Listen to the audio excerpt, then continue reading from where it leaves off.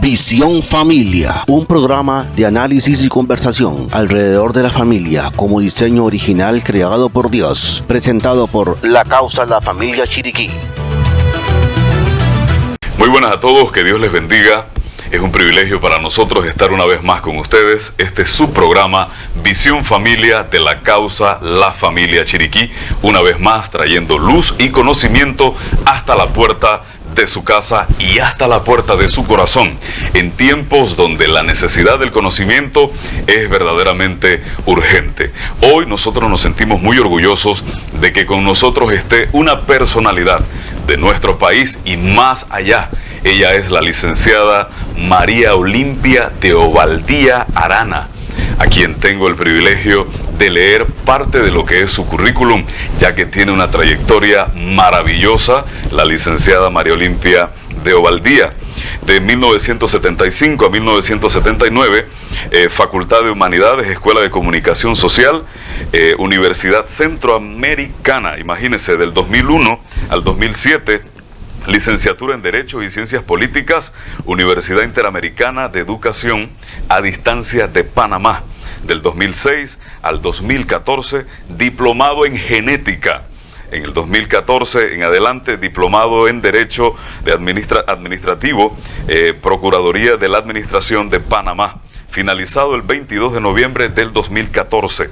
Y la experiencia laboral, escuche esto porque es verdaderamente interesante, como asistente de Relaciones Públicas de la Cámara de Diputados de Managua, Nicaragua, en 1977 hasta 1978.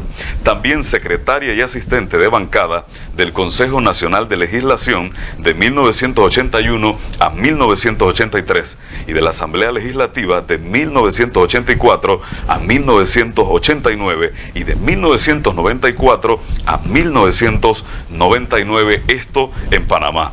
Jefa de Consejo de Gabinete de la Presidencia de la República de Panamá de 1990 a 1994 y de 1999 al 2004. También en el 2004, coordinadora de planes y programas de la Policía Técnica Judicial, antigua PTJ. También defensora de la mujer en la Defensoría del Pueblo, aquí en Panamá, en el año 2006.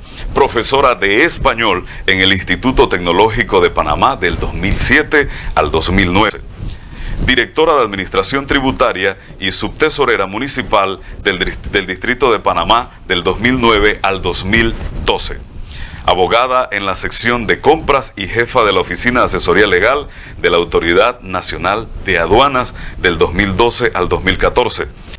Asistente de la juez del Primer Tribunal Marítimo de Panamá y actualmente asesora de la diputada Corina Cano.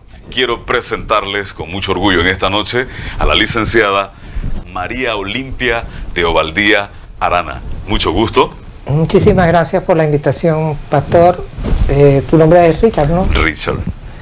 Y muchas gracias a ustedes por la sintonía que van a tener. Espero que mi presencia esta noche les sirva a todos y cada uno de ustedes para tomar un poquito más de conciencia de la lucha por la vida, por la familia, por la libertad religiosa, por el derecho de los padres a educar a sus hijos en su fe y por todo lo que implica el respeto a nuestros valores y a nuestros principios, sobre todo cristianos, que son los principios sobre los cuales se fundó no solamente nuestro país, sino nuestro continente. Definitivamente así es, y esos principios tenemos que cuidarlos. También está con nosotros el tercer vicepresidente del movimiento La Causa La Familia Chiriquí, el pastor Ricardo Mayorga, un colaborador habitual y orgullosamente mi padre. Ok, gracias, hijo. Muchas gracias, estimada licenciada, por estar con nosotros, y gracias a cada uno de ustedes, los radioyentes que están con nosotros, también a las emisoras que siempre nos están apoyando para que llevemos estos programas de docencia a nuestras familias panameñas, chiricanas, como lo son Osana Carismática y Faro de David, que siempre están con nosotros. Y hoy, en efecto, hijo, nos honra con su presencia la licenciada, que además de todo lo mencionado, quiero también añadir que ella viene de un linaje, de una familia que ha tenido una participación muy importante en favor de nuestra patria, porque, por ejemplo, su abuela, de quien ella lleva el nombre, la señora María Olimpia de Ovaldía, que fue una poetisa, que sus poesías hoy son muy aprendidas por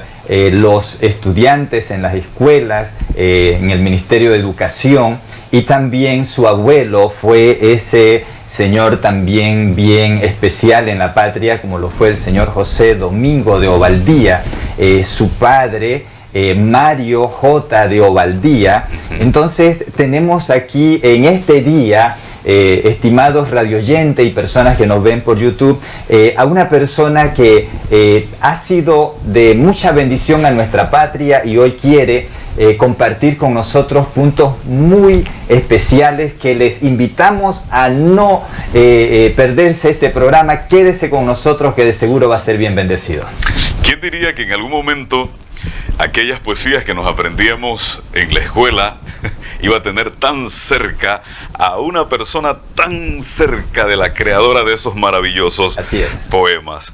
Y hoy, licenciada, tenemos, como decimos en buen panameño, mucha tela que cortar. La familia está siendo atacada de manera, yo diría, brutal, porque no encuentro otra frase. El ataque que se ha venido sobre la familia ha sido violento. Y usted actualmente dirige la Alianza Panameña por la Vida y la Familia. ¿Podría hablarnos usted de esto y cuál ha sido su rol en la defensa de la vida y la familia? Bueno, en primer lugar, otra vez gracias. Quiero decirles que, como les decía esta tarde en un conversatorio que tuve con miembros de la Causa de la Familia, no siempre he estado del lado de acá. Siempre he sido defensora de la familia y siempre he sido defensora de la vida. Pero tal vez cometí los errores que muchas veces cometemos en nuestras juventudes, de tratar de justificar muchas cosas. Por lo tanto, yo hoy sí quisiera agradecerles desde este lugar a personas como Gloria Grifo de Rodríguez, como Evelina Stack, como Mercedes, como Marisa López, como la doctora Ivonne de Martinelli, el doctor Juan Francisco de la Guardia y su esposa, la licenciada Ana Melisa Español, que fueron personas que empezaron este movimiento.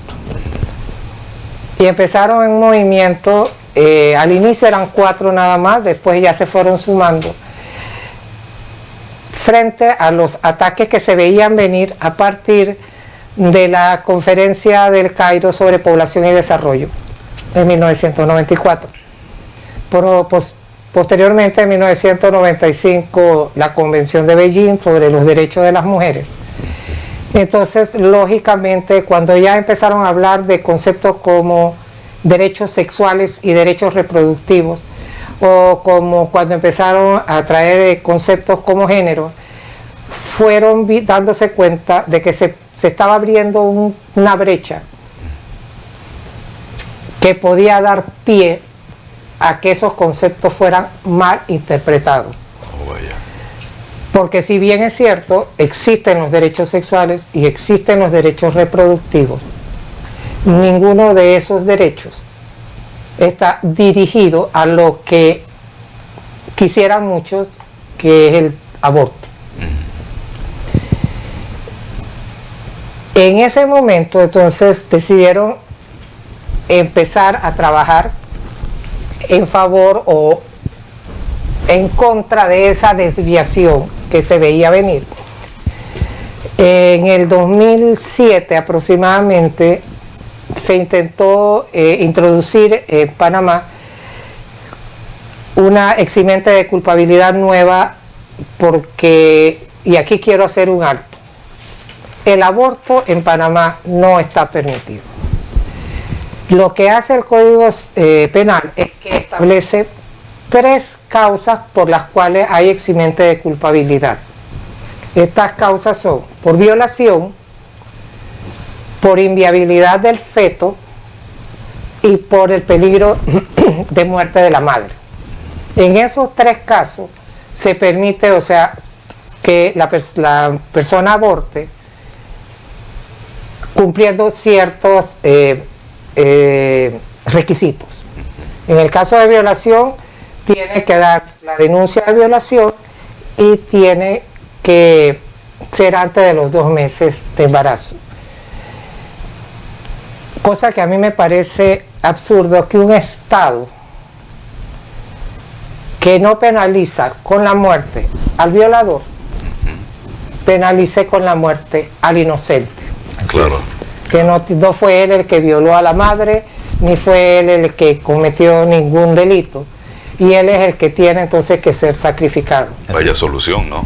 En el caso de la inviabilidad del feto, me parece una contradicción también absurda. Porque es como decir, como el niño no puede vivir, hay que matarlo. No entiendo.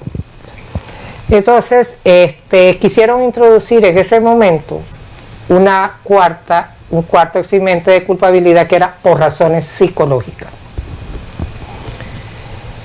Cuando nosotros hablamos por razones psicológicas, se abre una puerta demasiado ancha. Cualquier cosa cabe ahí. Cabe una depresión, una angustia, o sea, yo puedo aducir que tengo que abortar porque estoy deprimida. Claro. Entonces, por razones psicológicas se abrió una puerta muy grande. En ese momento, la Alianza Panameña, que no era todavía una alianza, sino los grupos, que en un principio todos eran grupos católicos, decidieron ir a la asamblea a pelear para que esa causal no se pudiera introducir. Y en ese momento logramos que no se introdujera esa causal, pero además conseguimos que en el Código Penal se estableciera el derecho de la objeción de conciencia, de tal manera que los médicos no tengan que practicar el aborto ni aún en esos casos. Sí pueden aducir objeción de conciencia. Claro. Ese fue, digamos, de lo que yo me acuerdo, porque ya les digo, no estaba en los años 93, no andaba ni por los contornos. Fue al primer acto de la alianza, de lo que después fue la alianza que yo asistí. En ese mismo periodo se presentó el anteproyecto de ley 442 sobre educación sexual, que era es un proyecto que también abría la puerta para la posibilidad de que se nos colara por la puerta de atrás el aborto,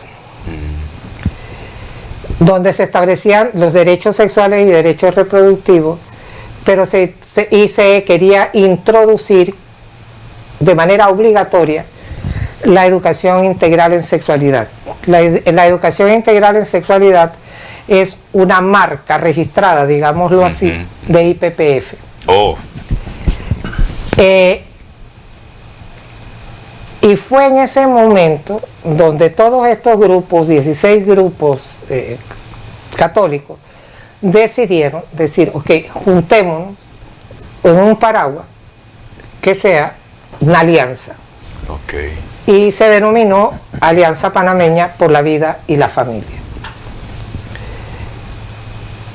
Gracias a todos los esfuerzos de las personas que les mencioné, sobre todo el doctor Juan Francisco de la Guardia, que fue el primer presidente y fue presidente hasta escasamente mayo de este año que renunció, sí, correcto. Ya una vez que inscribió la fundación y quedó registrada legalmente, él decidió renunciar para dedicarse a la familia. Quedo yo como presidenta. Pero a raíz de ahí, de los años 2012, 2013, cuando comenzamos otra vez con ver los problemas de otro proyecto de educación sexual, el 061, un proyecto de esterilización a partir de los 18 sin hijos, que se presentó ahí por los años también 2012, 2013, 2014. El doctor de la Guardia se acercó a la Alianza Evangélica y para plantear lo que estábamos viviendo y lo que estábamos viendo y los peligros que podía tener la aprobación de todas estas leyes que se estaban dando. Y en ese momento el presidente de la Alianza Evangélica era el pastor Rolando Hernández. Y él pide entonces formar parte de la Alianza Panameña por la Vida y la Familia. Y es así que ustedes recordarán las grandes manifestaciones que se hicieron. Así es. Para evitar que se aprobaran esos proyectos nefastos, digámoslo así, que podían abrir puertas que no queremos que se abran. Así es. ¿Qué es lo que seguimos haciendo? Y por eso mi presencia aquí.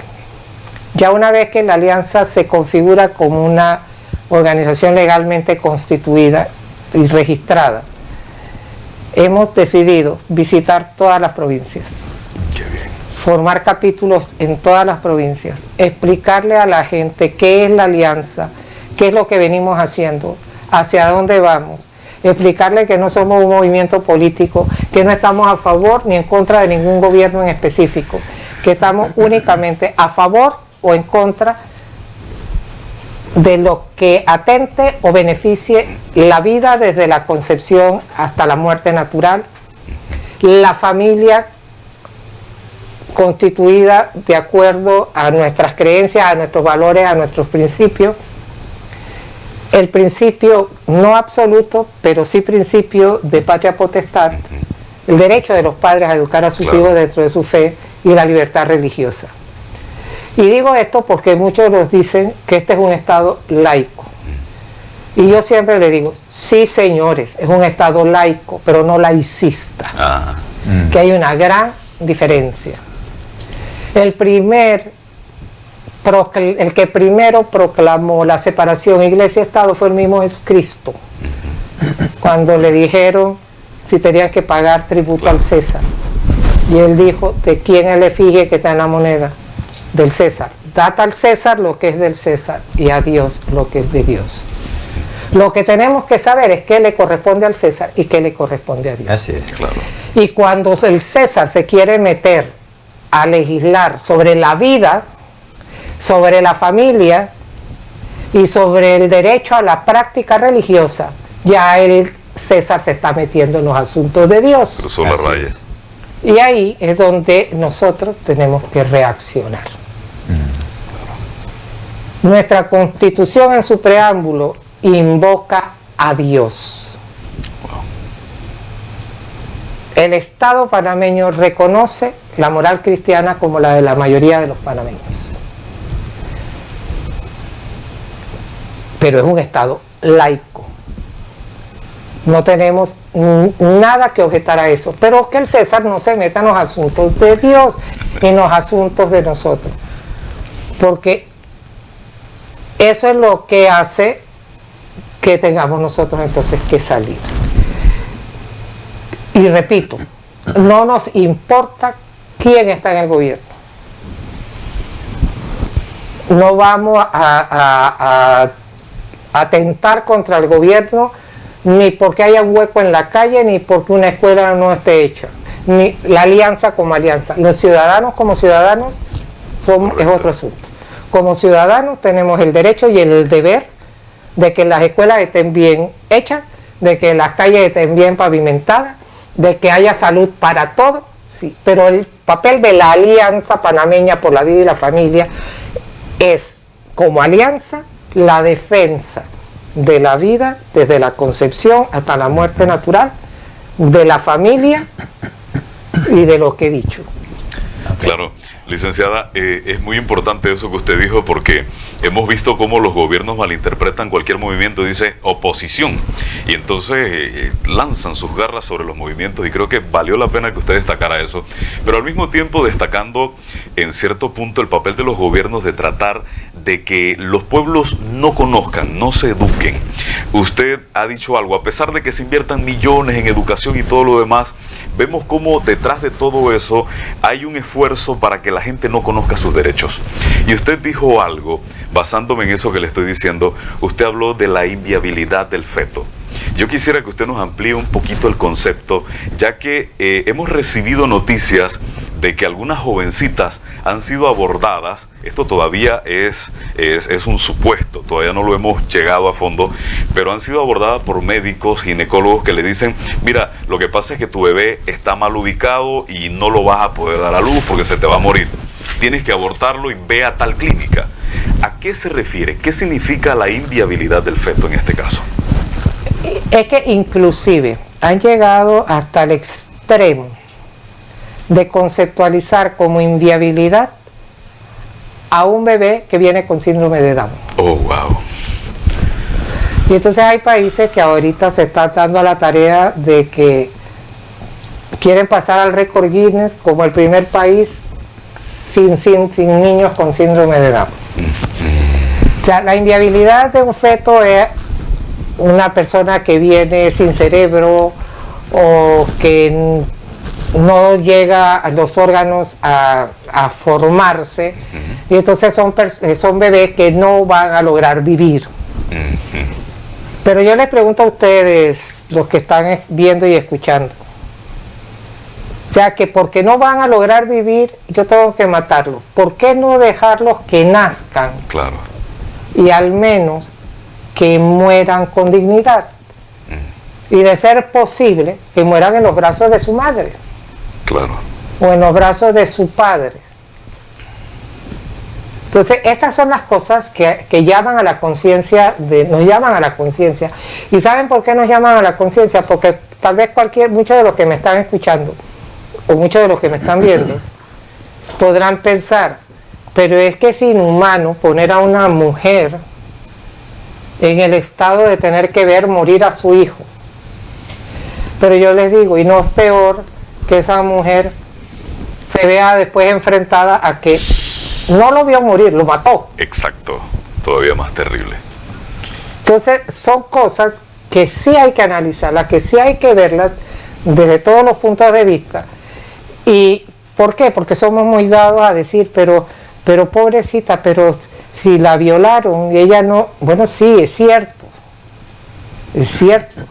pero vuelvo y repito, el crimen no lo cometió esa criatura.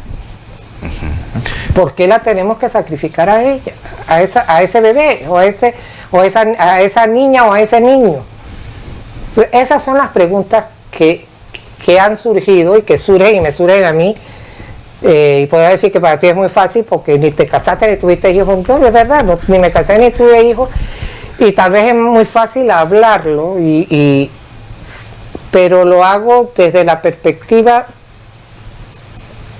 de la realidad. La realidad es que un Estado que no tiene pena de muerte para el violador, sí la tiene para el inocente. Y si eso no es absurdo, digan ustedes que es absurdo. Claro, y hasta hay una doble moral, porque la ley dice que se protege la vida desde la concepción hasta la muerte natural. Sin embargo, dicen, si hay inviabilidad en el feto, vamos a matarlo. Como usted decía, en vez de dejarlos nacer y que muera de manera natural. Y es terrible el daño psicológico, especialmente, que llevan muchas madres en sí. Y el programa pasado veíamos los testimonios incluso de chicas que decían, qué alivio es haberlo tenido. Es mi felicidad y es mi motor de todos los días. A diferencia de aquellas que han abortado, que prácticamente mueren. Aunque estén vivas y aunque levanten un pañuelo verde y vayan a la marcha feminista y digan que empoderamiento es haber abortado por lo menos una vez en la vida, dentro de ellas hay un vacío tan tremendo que muchas veces las lleva a tomar la decisión de quitarse la vida. Y es lamentable por esa doble moral de estas entidades como la que usted mencionó, la IPPF. una empresa de la muerte. Licenciada, hablando precisamente de la protección al no nacido, ¿qué nos pudiera usted hablar acerca de las leyes que protegen precisamente a esa gente, al no nacido, precisamente acá? Bueno. Y lo que están haciendo para impedir básicamente la despenalización del aborto en todas sus formas. Bueno, en primer lugar, estemos claros de que el Estado panameño reconoce la vida desde la concepción, desde siempre. No obstante, concretamente, tenemos la Convención Americana de los Derechos Humanos, que en su artículo 4 establece como regla general que la vida es inviolable desde la concepción. Y digo como regla general porque normalmente suelen agarrarse de una frase que dice y en general desde la concepción. Entonces dice que ese derecho no es absoluto porque dice y en general. Yo digo a contrario sensu, como buen amante de la gramática española, que cuando se habla de y en general, esa es la regla. Lo que quiere decir en general que la regla acepta excepciones. Y nosotros tenemos esas excepciones, que son los 3 eximentes de culpabilidad que acabo de mencionar. Pero la regla general es que la vida es desde la concepción. Posteriormente, en el Código de la Familia, cuando se define menor, el Código de la Familia dice que se es menor desde la concepción hasta los 18 años. Entonces, el Código de la Familia no solamente protege la vida, sino que inclusive a ese menor le da cierta personalidad. Claro. O sea, es un menor. Ajá. Desde que está concebido es un menor. Y actualmente en la ley de protección a la primera infancia se establece la protección de la vida prenatal. Y actualmente hay un proyecto de ley, el 567, que está en segundo debate, que es el de protección integral de niñez y adolescencia, que reafirma que se es niño desde la concepción hasta la edad de 14 años y adolescente de los 14 antes de cumplir los 18. O sea que toda la legislación panameña está reafirmando ese respeto o ese derecho a la vida desde la concepción. Que hay personas que quieran cambiarnos los conceptos y que no les guste, es más, de hecho, ustedes conocen lo que son las pensiones prenatales.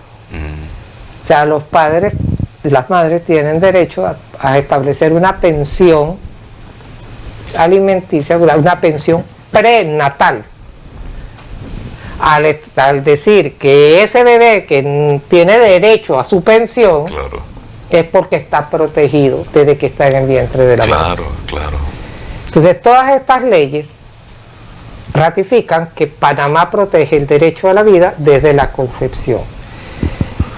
No obstante, sí, la lucha ha sido tenaz, porque inclusive pedirnos, por ejemplo, que definamos niño como lo define la Convención de los Derechos del Niño, es querernos enredar en la pata de los caballos. ¿Por qué?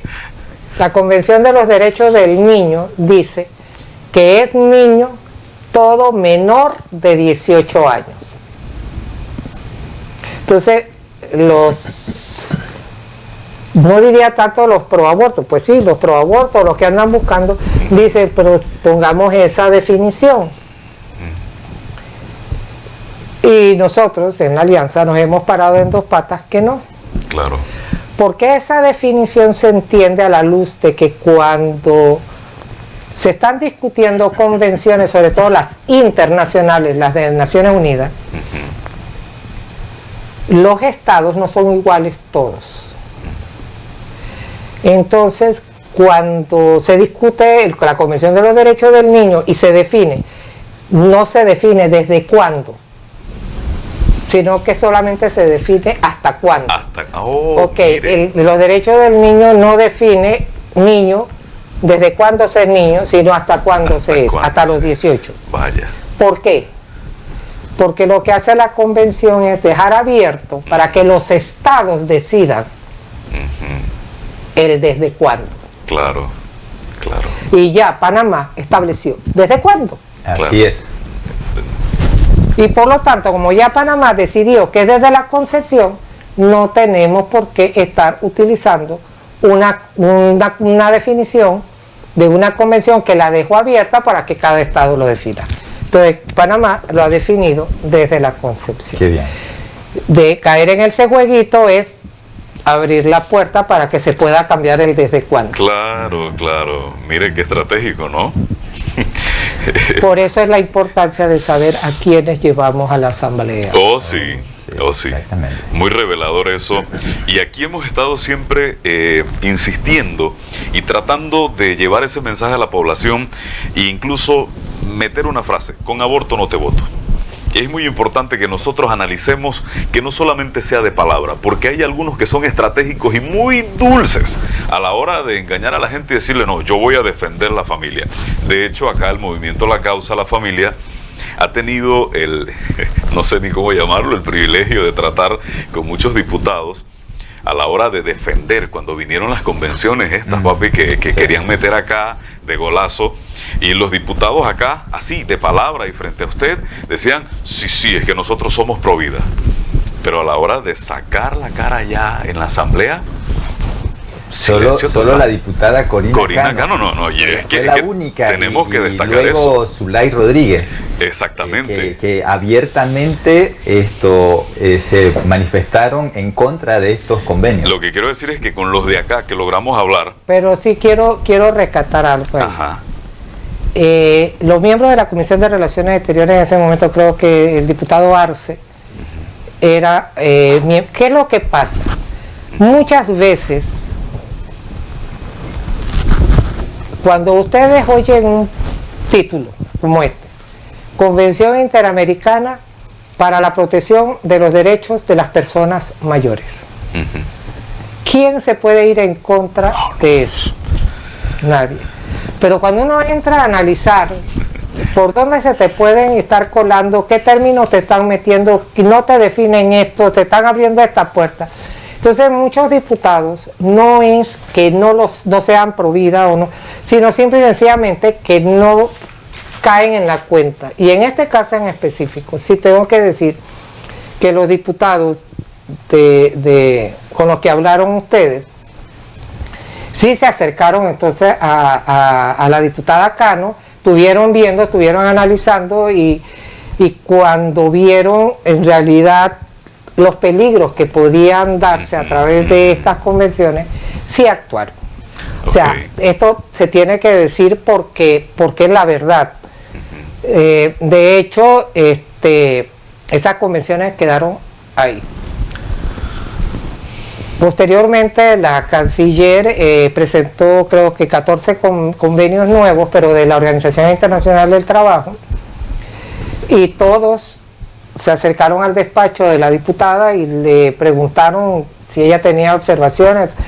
Entramos a analizarlo y realmente no teníamos observaciones, y ya se aprobaron 11. Ya, de los 14. Ya, sí. Hay 3 que están todas, pero que tampoco, simple y sencillamente porque no les alcanzó el tiempo, porque 14.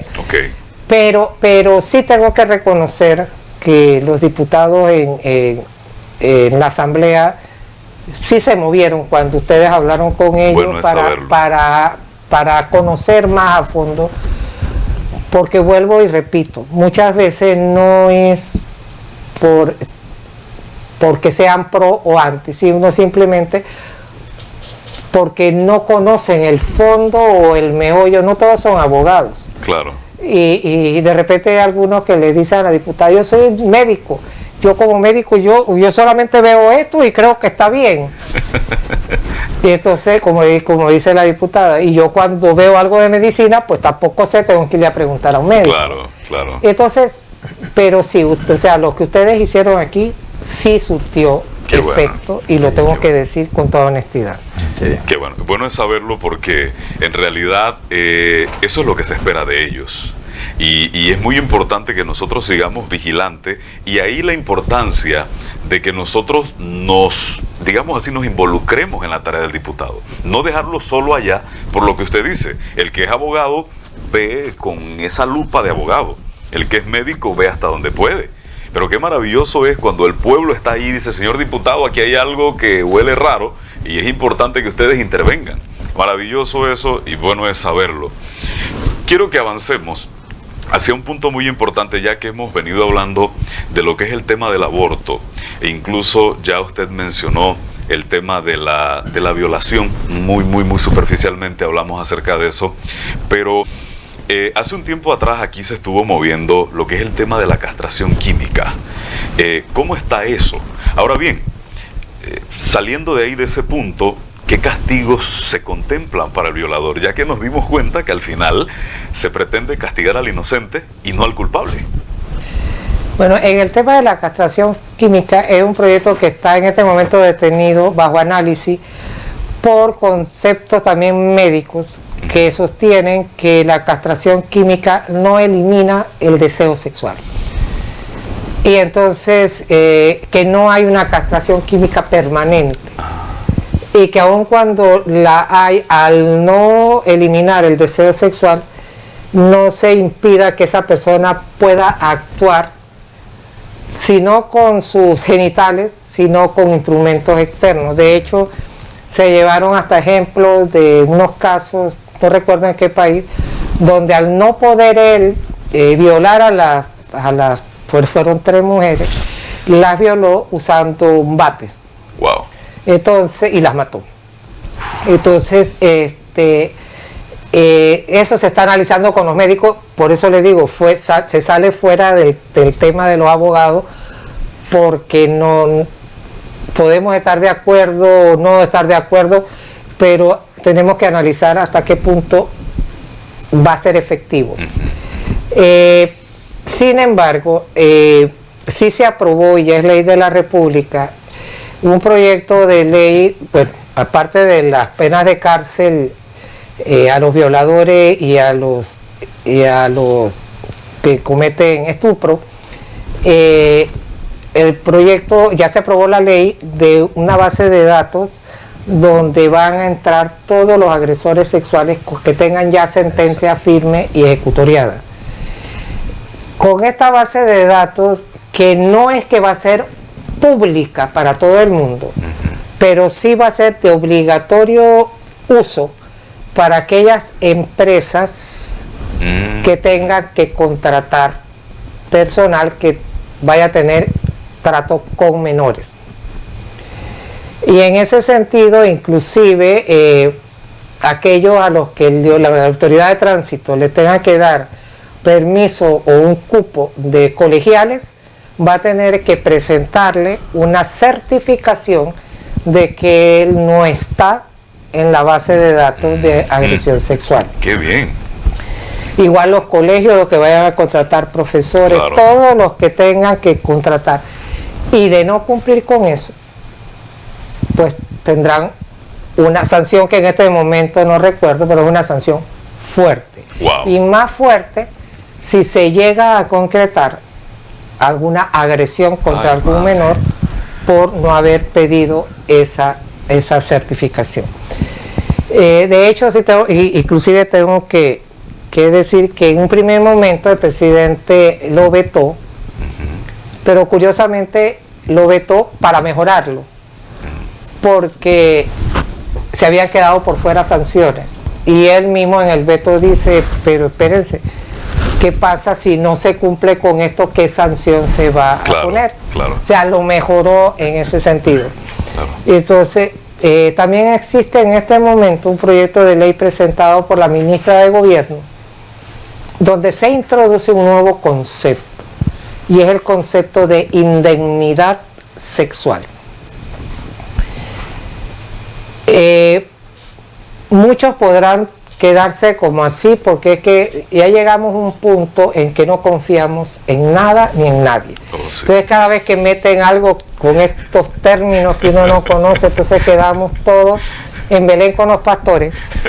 Pero resulta ser que analizando, en este momento del Código Penal son delitos contra la integridad y la libertad sexual. ¿Qué es lo que dice la ministra? ¿O qué es lo que dice la doctrina sobre el concepto de indemnidad? El menor, al no poder consentir, porque el derecho no les otorga el derecho a consentir a un menor de edad en materia sexual. Si el derecho no les, si el derecho no les otorga el derecho a consentir, no podemos hablar de delitos contra la libertad sexual, porque ese menor no tiene libertad de escogencia. Claro. Entonces, se ha acuñado el término de indemnidad. O sea, el menor tiene que ser indemne. Ok. Y ahí entonces hay un aumento de la pena, dependiendo de si el delito es contra la indemnidad, contra la integridad o contra la libertad. En el tema de integridad, ¿qué es lo que ocurre entre los 14 y los 17 años? Que aun cuando puede haber consentimiento, el consentimiento está viciado. Entonces, sí es un delito contra la integridad. En el menor, el menor de 14 es contra la indemnidad. De 14 a los 17 es contra la integridad, y ya el que puede consentir y decidir, entonces contra la libertad. Si fue si fue. Y esto lo digo porque aun cuando los de 14 a 17 puedan consentir, el Estado considera que ese consentimiento no es libre. Y por eso, entonces, este proyecto está ahí, ya les digo que porque están todo el mundo mirándolo con lupa, a ver que no entre nada que no sea. Pero doy la explicación de lo que, analizando yo, leyendo en la doctrina de otros países, y que me parece lógico hacer esa división. Indemnidad, integridad y libertad.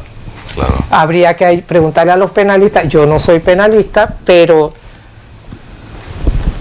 si me preguntan por lógica, sí. Menores de 14 las penas deben ser muchísimo más altas. Claro. Que a los de 14 a los 17, y aquí y a los ya mayores de 18 años, porque tienen todo el derecho de consentimiento, pero que su libertad sexual sí puede ser vulnerada. Así es. Claro, y es peligroso porque hemos visto casos en algunos países en donde incluso había un hombre, y esto de la base de datos de los violadores me parece excelente, porque había un hombre que cuidaba niñas. En un sitio de estos cuidaba niñas y resulta que termina violando una. Y no solamente eso, sino que el tipo cae preso. La mujer de él, la esposa, era una funcionaria pública, lo saca de la cárcel y le dan 28.000 euros de indemnización, porque resulta que el hombre no era violador, era víctima. Entonces es muy importante que nosotros analicemos. ¿Y por qué era víctima? Ahí es donde está el detalle. Cuando se cambian las leyes y se interpretan favorable a los pedófilos y a todo el resto de esa banda, yo voy a llamarla así, de delincuentes y depredadores sexuales, se termina con este tipo de situaciones. O sea, se cambió la ley y dejó de ser pederasta. Exacto. Es que es importante recordar bueno, que... es que en materia penal, y ojo con esto, Ajá. La ley siempre favorece al reo. Ajá. Es decir, aunque a mí me hayan condenado con una ley, si mañana la ley cambia y, por ejemplo, la pena bajó, se me aplica entonces la nueva ley. Claro. Siempre la más favorable es la que se le aplica al reo. Pero, y ojo con esto, se puso la ley de la base de datos de agresores sexuales, porque los pedófilos no necesariamente llegan a ser violadores. El concepto de pedofilia es distinto de pederastia.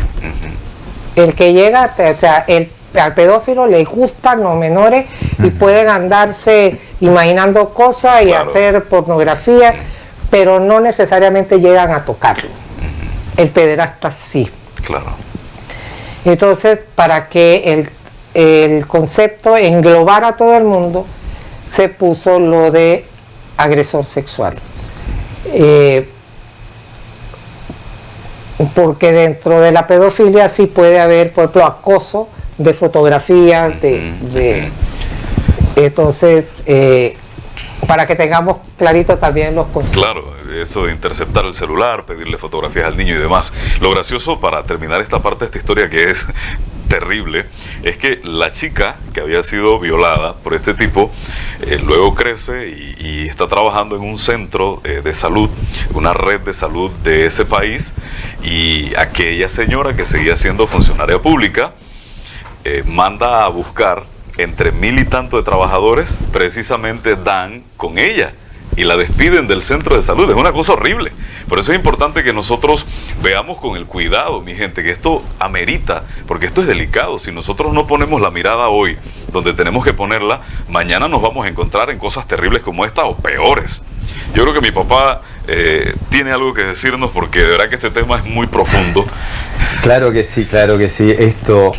Incluso yo pienso de que muy bueno eso del tema de ese registro de violadores, muy importante, porque incluso considero que esto debería ser más enérgica, las penas en contra de los violadores, por el hecho de que independientemente de la edad que tenga aquella persona, sea un niño, un adolescente, un adulto, están violando la decisión, la inocencia, están violando, como dice usted, la libertad, pero queda una criatura que va a nacer y en donde cuando esto se da, bien, vamos al caso de que aquel violador va a la cárcel, salió de la cárcel, ya pagó su pena, pero ¿qué con la mantención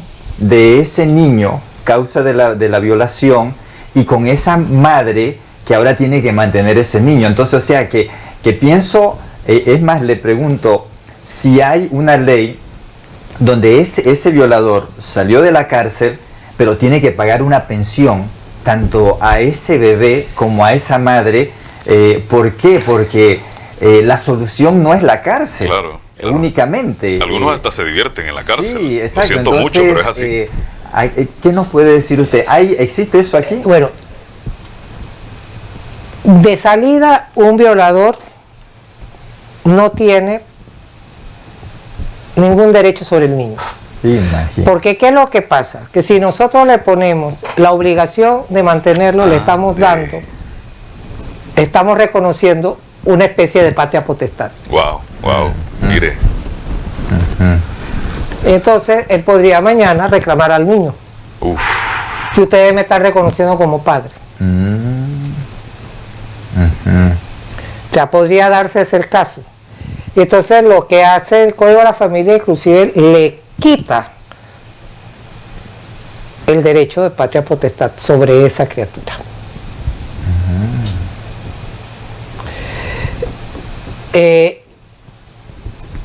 Y por eso le decía que a veces es importante fijarse en los conceptos que manejamos. Claro. Si yo le exijo un deber, es porque le estoy dando un derecho. Claro. Entonces, cuidado con eso. Qué revelador, Claro. De verdad que sí. No, y mire usted que incluso todo esto nos ayuda para que podamos ir entendiendo más este aspecto de leyes, porque una cosa es ver los toros desde la barrera, ¿no? Aplicándolo a este sentido, pero aún así pienso que lo que es el tema de penas el endurecimiento de penas a los violadores tiene que ser bien enérgico, porque estas personas se dan esa libertad de llegar y violar esa libertad de elección de aquella niña, de aquella adolescente, de aquella mujer adulta.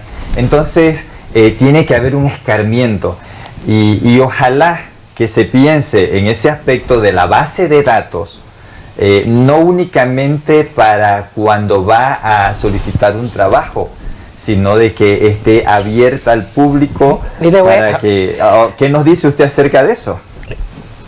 Eso sería inconstitucional. ¿Por qué? Porque recordemos que se supone que todo el mundo tiene derecho a rehabilitarse. Y entonces podríamos caer en el otro extremo. Entonces, por eso, inclusive esa fue una de las razones por las que el presidente Varela vetó ese proyecto la primera vez que lo presentó la diputada Zulay, y era porque era para toda la vida. Y recuerden que la Constitución establece que el sistema penitenciario tiene que tener como objetivo la rehabilitación del reo. Entonces, no podemos castigar de por vida a una persona que probablemente sí se rehabilitó. Pero lo que sí se puede es cerrarle la puerta a esa persona para que no pueda trabajar cerca de aquello que pueda dañar. Entonces, y es más, de hecho, ni siquiera la empresa que va a contratar tiene derecho a entrar a la base de datos. Lo que la empresa hace, le dice, tú me tienes que traer el certificado. Claro, como un récord policivo. Exactamente, como el récord policivo. Si él no lo lleva, ya se sabe que es porque aparece. ¿Me explico? Entonces, así fue como se logró nivelar que no hubiera un veto y que algo se pudiera hacer al respecto. En ese sentido, y esa fue la fórmula que se encontró entre ejecutivo y legislativo, digámoslo así.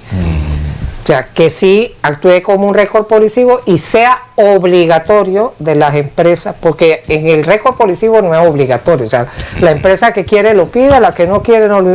En este caso, todo el que vaya a contratar personal que va a trabajar con menores tiene que pedir el certificado.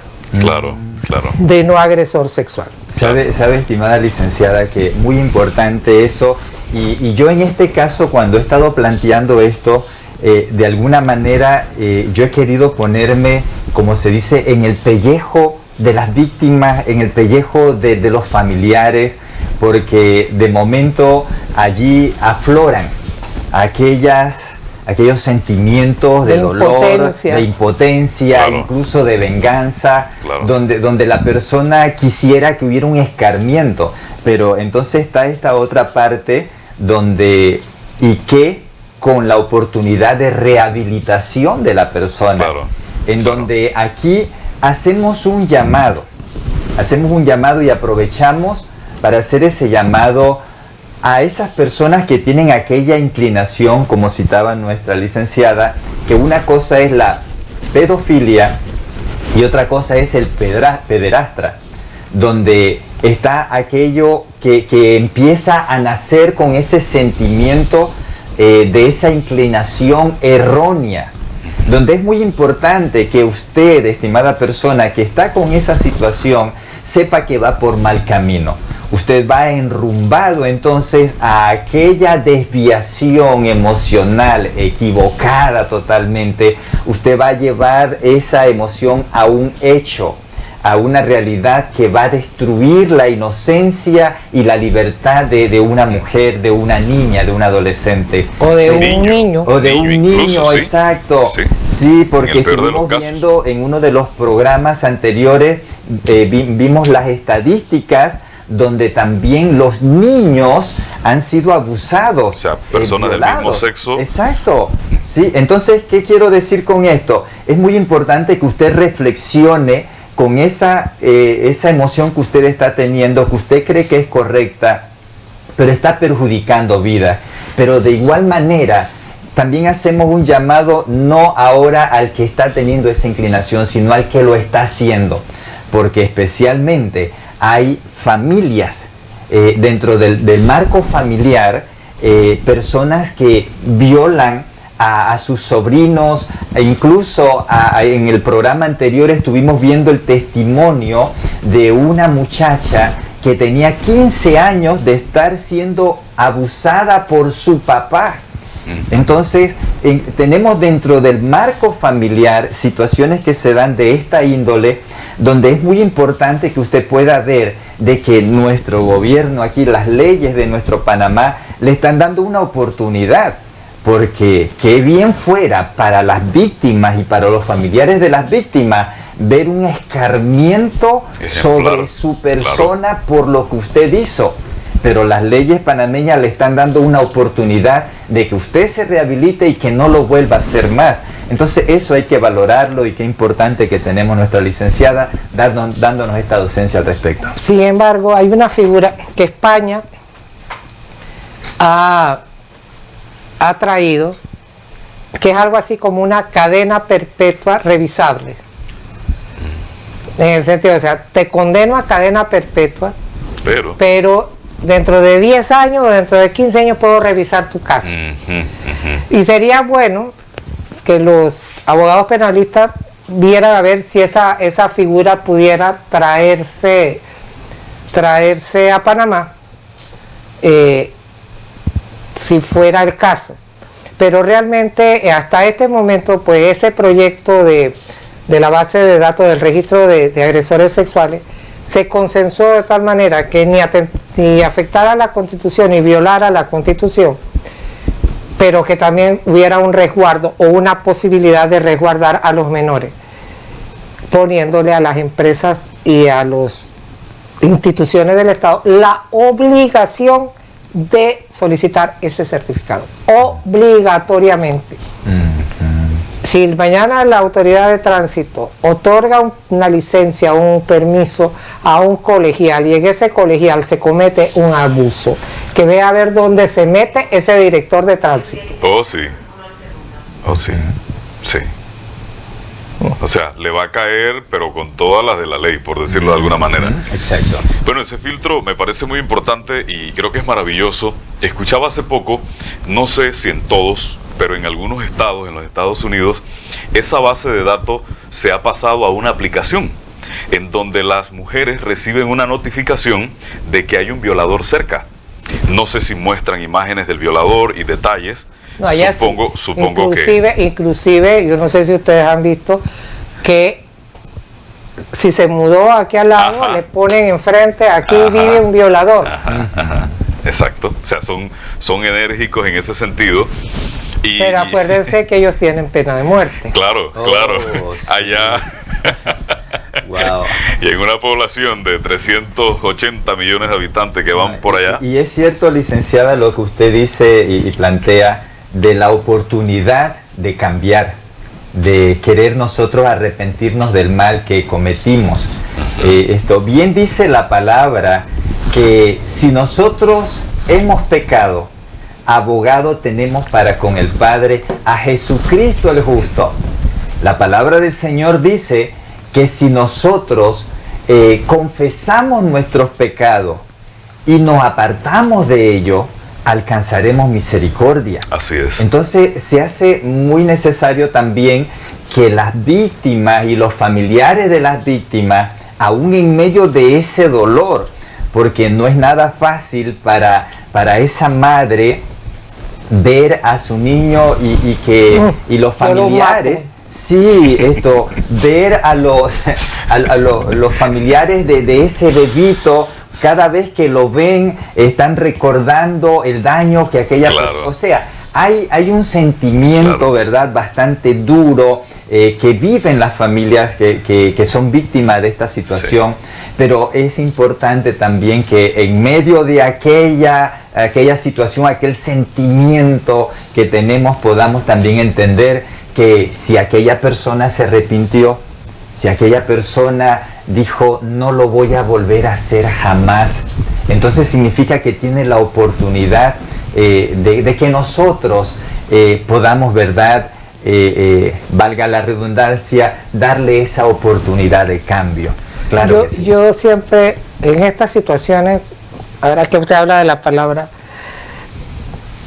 yo nada más le digo a los familiares o a las personas,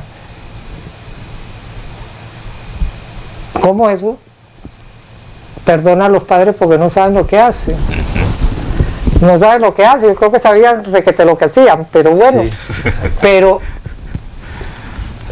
cuando uno ve esa figura, o sea, cuando uno ve la imagen o la fotografía o lo que sea de un Cristo crucificado, con el dolor que debe sentir, decir eso, ya uno como que dice, mis sufrimientos son nada a la par de eso, aunque es muy difícil. Así es. Ponerse en el lugar del que está sufriendo. Porque yo les digo, de verdad, yo no sé qué haría si a un sobrino nieto mío o a una sobrina nieta o a un hermano o a lo que fuera le hicieran eso. De verdad no lo sé. Exacto. Yo lo único que le pido a Dios es que en esos momentos me dé la sabiduría y la fortaleza para hacer lo correcto. Así es. Claro. Pero de verdad que lo primero que agarraría es un palo para darle. Claro, y miren, estimados radioyentes y público que nos ve por las redes, muy importante que meditemos sobre esto. Aquí estamos viendo ambas partes, nos estamos poniendo, como se dice, en el lugar de aquellas personas que lo han vivido y que están viviéndolo. Sabemos que no es fácil y por eso mismo hacemos un llamado tanto a aquellos que tienen aquella inclinación como los que la están practicando, para que sepan el daño que ustedes están causando, un daño irreversible para toda la vida, que solamente el amor de Dios, la misericordia de Dios ayuda a estas familias. Bien, y de esta manera nosotros hemos llegado a esta primera parte de este interesante conversatorio con la licenciada María Olimpia de Ovaldía, enriquecedor, de verdad que nos ha dado una cátedra hoy y yo espero que usted desde su casa haya podido también tomar esto, lo guarde en su corazón, porque yo creo que estas son, al mismo tiempo, este es un paralelo, son palabras de vida, y lo que aquí se ha dicho, no solamente que puede salvar vidas, sino que es un material y es una herramienta que en algún momento usted puede usar para que otra persona también sea libre y se pueda defender, o pueda hacer el buen uso de las leyes de Panamá. Legalmente, tengo que decirlo, hay un desconocimiento de las leyes a nivel general, pero nosotros tenemos que levantarnos y retomar todo eso, y es lo que hacemos en Visión Familia de la Causa La Familia Chiriquí. A ustedes muchas gracias por estar con nosotros, y la otra semana no se pierdan la segunda parte de este interesante conversatorio con la licenciada y con mi padre, el pastor Ricardo Mayorga. Nos vemos la próxima semana, licenciada. Si Dios quiere. Claro que sí, que el Señor les bendiga a todos.